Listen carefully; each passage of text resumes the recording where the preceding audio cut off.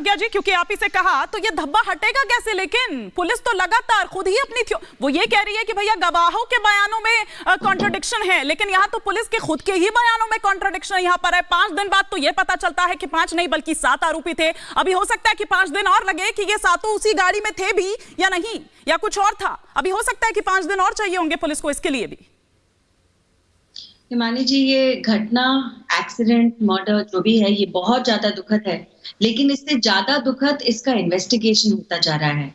और हर दिन, हर कुछ घंटे में जैसे जैसे नई नई खबरें सामने आती हैं, वो सुनकर हमें ऐसा लगता है कि हमारी न्याय व्यवस्था पता नहीं कहाँ जा रही। और दिल्ली में बहुत सारे नए सवाल खड़े उठे हैं। मैं यहाँ पर किसी को डिफेंड करने नहीं बैठी। मैं मानती हूँ ये एक ऐसा विषय है जहाँ पर डिबेट नहीं होता, डिस्कशन होता है, क्योंकि हम सारे एक ही पक्ष के लोग बैठे हैं आज आपके शो पर। हम सब एक ही पक्ष के हैं, हम सब 2 ही चीजें चाहते हैं। सबसे पहले तो आरोपियों को सजा मिले, और दूसरी चीज, आगे आने वाले समय में इस तरीके के हादसे कभी ना हो। ये अपनी जमीन पर नर्सरी बना के सिर्फ झाड़ बेचकर साल में 2 करोड़ कमाते हैं। उनके सीक्रेट्स को सीखना चाहते हैं तो फ्रीडम ऐप को अभी डाउनलोड करें।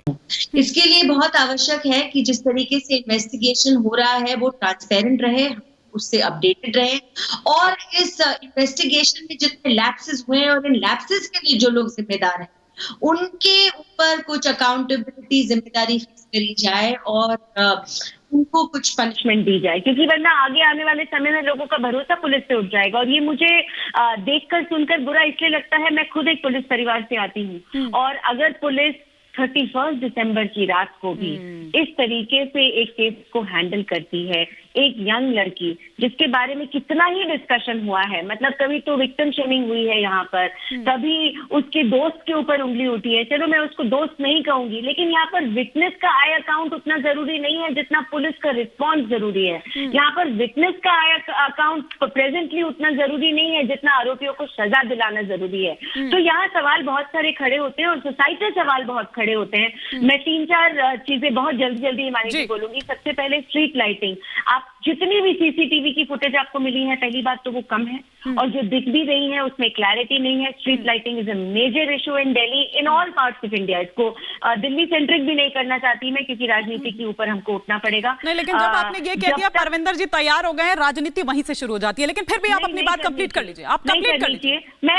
मैं बिल्कुल, और हिमानी जी मैं बहुत जिम्मेदारी के साथ ये बात बोल रही हूँ। पिछले 4-5 दिन से हम जितनी बातें किसी भी न्यूज चैनल पे कर रहे हैं, आप जानते हैं, आपने खुद इतने शोज करे हैं, हमने इसी विषय पर करे हैं। तो street lighting is vital for a woman to feel safe.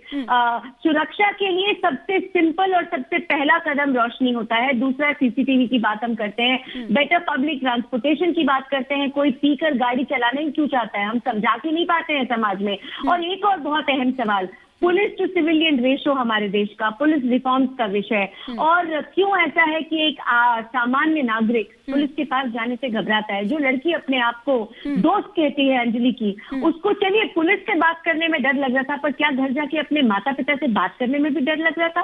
As parents, as society, क्योंकि वो जो बॉडी लैंग्वेज थी, वो जो कॉन्फिडेंस था, वो जिस तरह से कैमरे के आगे वो जो कॉन्फिडेंस दिखाई दे रहा था, वो लग नहीं रहा था, वो लग नहीं रहा था। वो ठीक है चारू जी। ये अपनी जमीन पर नर्सरी बना के सिर्फ झाड़ बेचकर साल में 2 करोड़ कमाते हैं। उनके सीक्रेट्स को सीखना चाहते हैं तो फ्रीडम ऐप को अभी डाउनलोड करें।